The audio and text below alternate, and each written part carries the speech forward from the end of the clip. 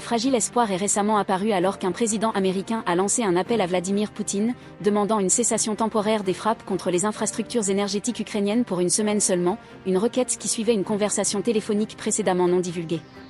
Parallèlement, un cessez-le-feu de courte durée a été annoncé lors d'une réunion du cabinet à la Maison-Blanche, mais sa confirmation reste insaisissable. La situation est indéniablement critique, avec plus d'1 million d'habitants de Kiev confrontés à un manque d'électricité et de chauffage au milieu d'un hiver brutal qui pourrait chuter à -20 C. Dans ce contexte, le président Zelensky a anticipé la conformité de la Russie, stimulée par les conditions météorologiques qui se dégradent. Cependant, l'aide du Kremlin, Ushakov, a balayé d'un revers de main l'idée d'un contrôle territorial étant le seul obstacle restant, soulignant plusieurs problèmes non résolus. Pour complexifier encore davantage les choses, des renseignements indiquent que la Russie se prépare à une nouvelle offensive, remettant en question la sincérité des efforts diplomatiques.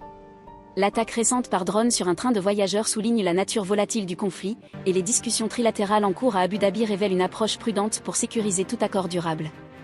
Vous trouverez l'intégralité de l'histoire via le lien dans la description. N'oubliez pas de consulter nos podcasts de chaîne pour une couverture plus approfondie. Nous aimerions connaître votre avis, abonnez-vous et faites-nous savoir ce que vous pensez de cette situation en constante évolution.